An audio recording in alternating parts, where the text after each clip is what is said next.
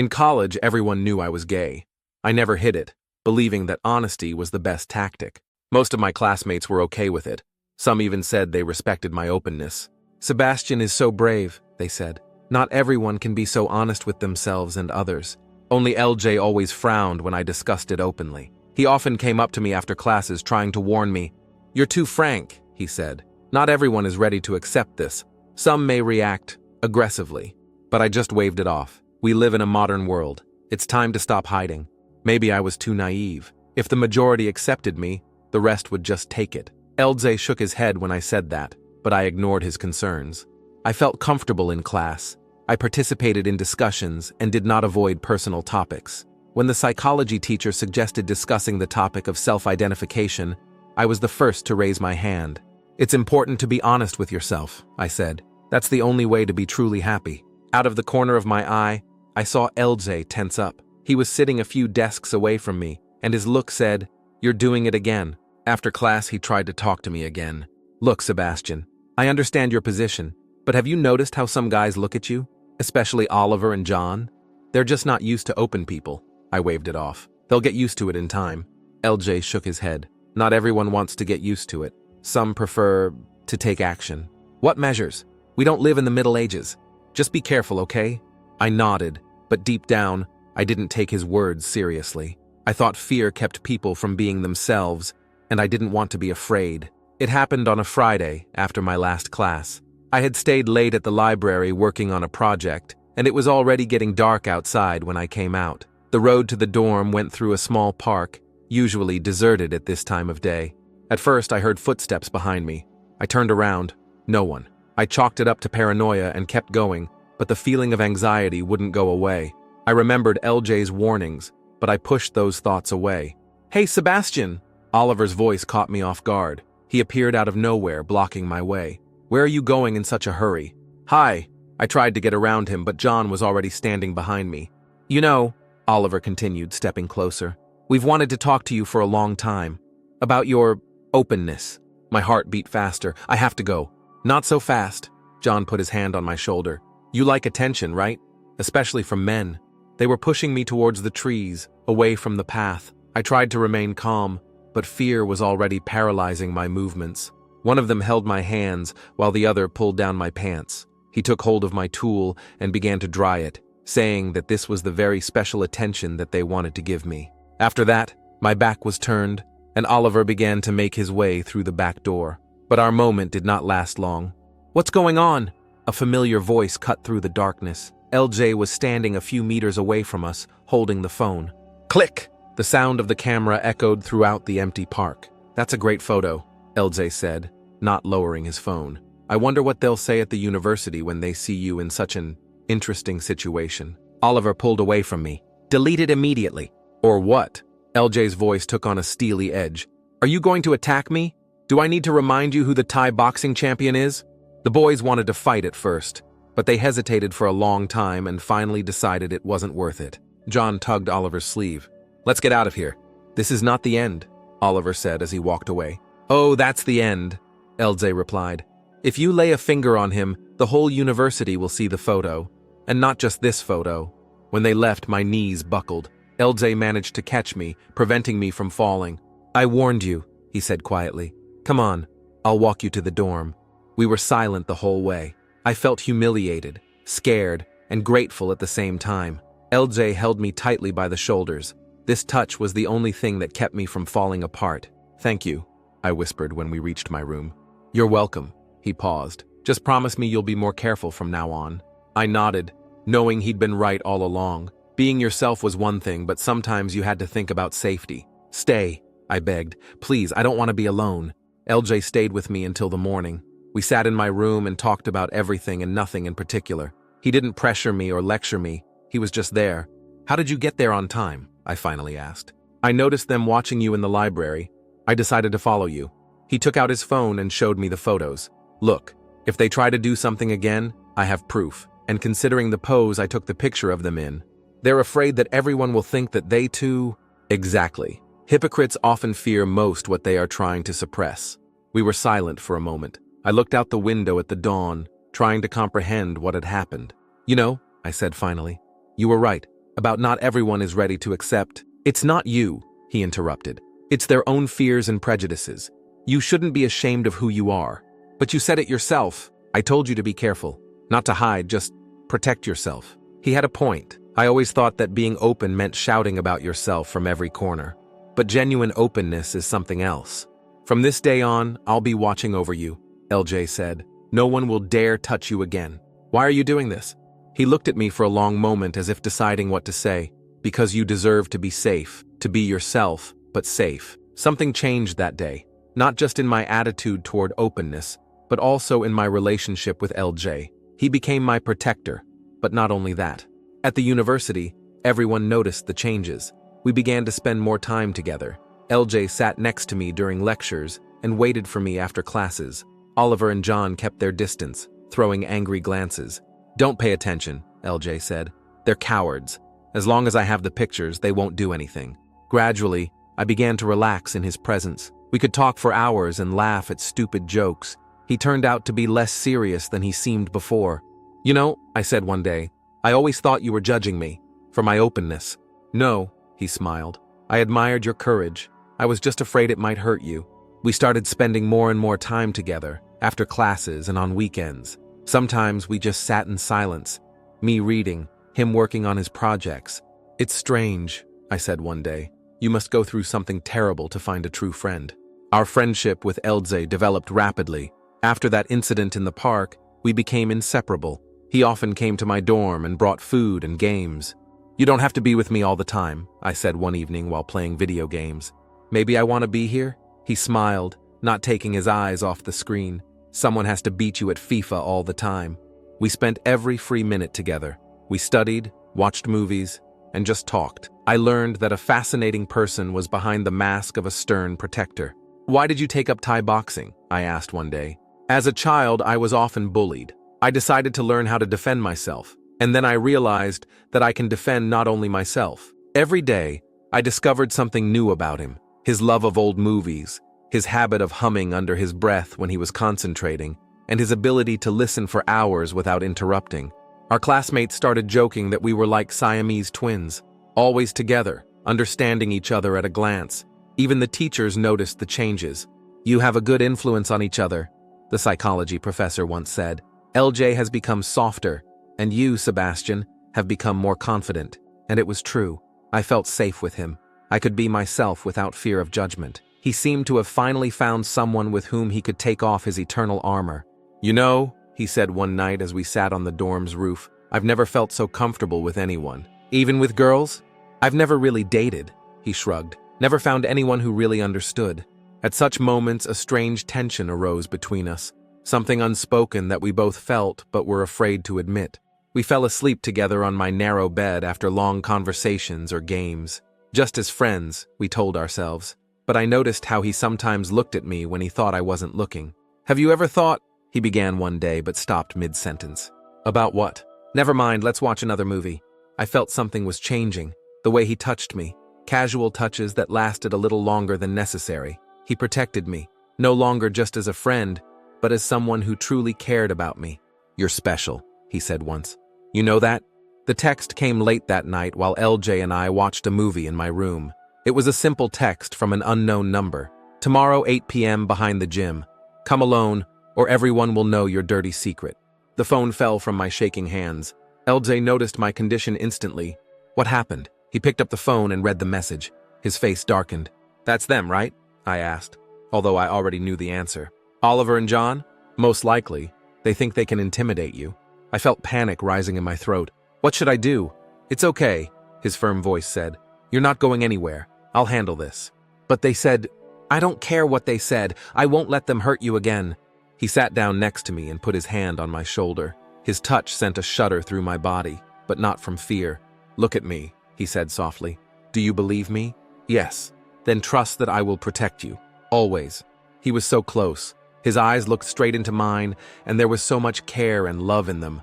At that moment, we kissed. When we finally pulled away from each other, there was silence in the room.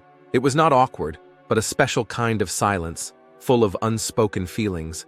I've wanted to do this for a long time, he admitted. Is it true? Since that day in the park, when I saw them, I almost went crazy with rage. I pressed closer to him. Is that why you were so protective of me? Not only because of that. You're special, Sebastian. Always have been. The threatening message was forgotten. At that moment, there were only the two of us, our hands intertwined, our hearts beating in unison. What now? I asked. Now I will protect you even more, but not as a friend anymore. And who like? As a person who, he paused, choosing his words, who can't imagine life without you. We talked all night. We had hidden feelings, fears, and hopes. The threat still hung over us, but it seemed less scary now that we were together. You know, I said as it began to get light, I'm glad they sent that message. Why? Because we might not confess to each other for a long time. He smiled and pulled me closer. I felt warm and safe in his arms, and I knew we would get through it together no matter what happened tomorrow. After that night, everything changed. Our relationship with LJ moved to a new level, although we tried to behave outwardly as usual. At the university, we were still close friends, but every glance and casual touch now had a special meaning. It's strange, I said one evening as we sat in my room. I used to be so afraid of hiding things about myself, but now, is there anything you want to keep just for the two of us? Exactly. I started to notice new things about him. The way he smiles when he thinks of me is completely different than before. His hand always finds mine in a crowd. The way his voice changes when we're alone. Do you know what I'm thinking? He asked one day. About what? About how long I struggled with these feelings, trying to convince myself that I was just protecting a friend. We spent more and more evenings together. He would stay overnight, and now it had a whole new meaning. We would lie in the dark for hours, talking in whispers, sharing our deepest secrets. Aren't you afraid? I asked once. Of what others might think. The only thing I'm afraid of is that something will happen to you. The threat of Oliver and John still hung over us, but now it seemed distant and unreal. We were too absorbed in each other, in our new feelings. Sometimes I think, LJ said, that all this happened for a reason, that I had to protect you then, to understand. Understand what? That I don't just want to protect you. I want to be there, always. My heart was ready to jump out of my chest at such moments. I never thought having such strong feelings for someone was possible. We started making plans for the future, cautiously, uncertainly, but still. We talked about what it would be like after graduating from university, where we wanted to live, and what we wanted to do. Can you imagine? I laughed. But before, you just irritated me with your warnings. And you me, with your reckless openness. But behind these jokes, there was fear. Fear of threats, of the unknown, of the fact that our happiness could be destroyed at any moment. Whatever happens, LJ said, as if reading my thoughts, I'll be there, I promise. And I believed him. I felt every word, every look, every touch, because I knew he wasn't one to throw words to the wind. I didn't immediately notice that LJ was planning something. He started staying late after classes more often, saying he had things to do. I believed him and didn't ask any unnecessary questions. One evening, I received a strange message from him. It'll all be over today. Don't worry if I don't answer for a few hours. What are you up to? I wrote but received no answer. I was restless all evening. I called him, but his phone was switched off. I tried to study, but I couldn't concentrate. Something told me he had gone to sort things out with Oliver and John. Around midnight, another message came. They won't touch you anymore. I immediately called him. What did you do? Nothing special, just convinced them to leave you alone. There was weariness in his voice and something else. The satisfaction of a man who had accomplished a critical mission. Did you fight with them? My voice trembled. Let's just say he used his Thai boxing skills for educational purposes. LJ! Don't worry, everything is fine. I showed them what happens to those threatening the people I love. Oliver and John walked around with bruises the next day at the university. They didn't even look at me. They turned away when I passed. What exactly happened? I asked LJ later. They were waiting for me behind the gym. They thought they could intimidate me. They didn't consider that I had been waiting for this long. He told how he tracked them down, how they tried to attack first, and how he used his skills to teach them a lesson. I didn't want to tell you, he admitted. I knew you'd be against it. Of course I will, it's dangerous. Less dangerous than letting them continue to threaten you. I looked at him, so strong, so determined, so ready to do anything to protect me, and I realized that I loved him even more. Promise me you won't take risks like that again, I asked. I can't. I will always protect you, by any means necessary. There was no boasting or ostentatious bravery in his words. Only the quiet confidence of a man who knows his strength and is ready to use it to protect his loved one. You know, he said later, as we lay in my room, I'm not proud that I had to use force, but I don't regret it. I'd do anything for you. I pressed myself closer to him, feeling his heart beating. Maybe it was wrong to be happy that he fought for me, but I couldn't help but feel gratitude and pride for my protector. Will everything be okay now? I asked. Yes, now no one will dare to touch you. After that night, our lives changed completely. Everyone at the university noticed the changes, how Oliver and John gave us a wide berth, how other students who had previously allowed themselves sidelong glances now looked away. You've become a legend, I laughed, looking at LJ. Everyone is whispering about how you single-handedly dealt with 2 offenders. Let them whisper. The main thing is that now everyone knows it's better not to touch you. We no longer hid our relationship. We didn't advertise it, but we didn't hide either. LJ held my hand in the corridors and hugged me during breaks, showing with his whole appearance that I was his, and he was ready to defend this right. Look, he said one day, pointing to a group of freshmen. Now they look at you with admiration instead of condemnation. And it was true. My openness, combined with his protection, created something new, an example of how to be yourself and still be strong. We were practically inseparable in the dorm. LJ moved most of his things to my room, although he still formally lived alone. Do you know what's most amazing? I asked one evening. What? The way it all came together so naturally, like it was meant to be. He smiled, pulling me closer, because that's how it was supposed to be. I just didn't realize it right away. Even the teachers noticed the changes. A psychology professor once kept us waiting after a lecture. You have created something special, she said. You have shown other students that love is stronger than prejudice.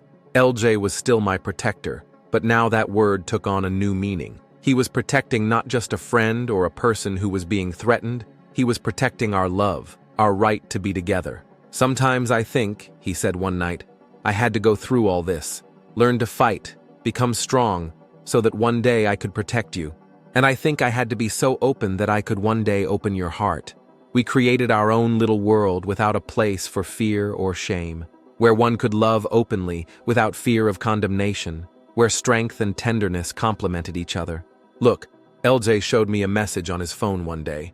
One of the younger students had written to him, asking for advice. It was the same scared guy, afraid to be himself. Now you are not only my protector, I smiled, but you will always be in charge. With each passing day, our feelings became deeper. I learned new sides of LJ, a strong protector and a gentle, caring guy who could spend hours cooking dinner for me or surprising me with little gifts. I never thought you were such a romantic, I said as he arranged a date on the dorm's roof, setting up candles and cooking my favorite food. It's all you, he replied. When I'm around you, I want to be better. Our fears gradually faded. I was no longer afraid to walk around the university or look over my shoulder. I knew that even if LJ was not physically nearby, his protection was always with me. Look, he showed me a message from Oliver one day. It was an apology, awkward and obviously forced, but still. Did you force them? No, they figured it out themselves. Sometimes people need time to realize their mistakes. We learned to take care of each other in different ways. I helped him with his studies, and he taught me the basics of self-defense. Together, we created something new, a relationship based on mutual support and understanding. Do you know what I love most about you? He asked one day. What? The way you didn't change yourself. Even after everything that happened, you remained open, sincere. I haven't really changed. I've just learned to be wiser about showing my openness. LJ has learned to be softer without losing his strength. We make each other better, I said.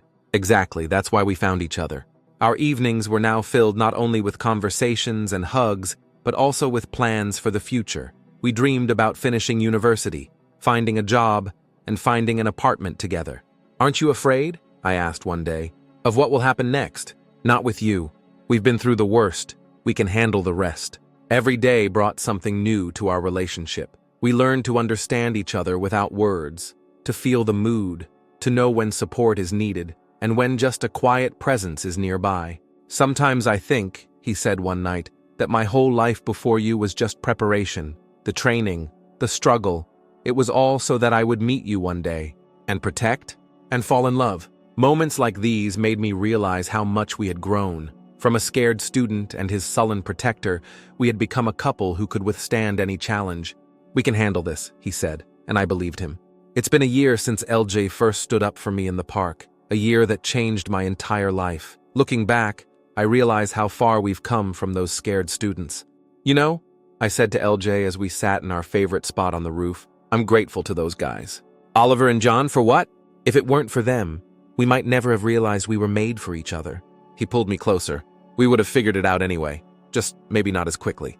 Things are different at the university now. The younger students come to us for advice, especially those afraid to be themselves. LJ teaches them to defend themselves, and I teach them to accept themselves. You change the atmosphere of the entire department, a psychology professor once said. You showed that love can be stronger than fear. Oliver and John greet us in the hallways now, awkwardly, but sincerely. LJ says that people can change if you give them a chance. The main thing is not to become embittered, he said, not to become like those who tried to break us. We are making plans for the future. After graduation, we want to open a support center for LGBT youth, a place where everyone can find protection and understanding. Imagine, I dreamed out loud, we could help students who were just as scared as we were, and teach them to be strong, together. Our love has become an example for others, not because we are special, but because we are not afraid to be ourselves and protect our feelings. Sometimes I look at you, LJ said one evening, and I can't believe this is all real. What exactly? That one can be so happy, so complete. I understood him. Every day with him was a gift. Every touch, every look, every word filled with meaning and love. We've been through a lot, I said, but it's all been worth it. It was worth it, and I'm willing to go through it again and again if it means being with you. I love you, I said, looking at the sunset. And I love you, he replied. I will always love and protect you. Now we know, there is nothing more substantial than love. Not the kind that hides in corners, but the kind that is ready to protect itself and others. The kind that makes us better, stronger, and braver.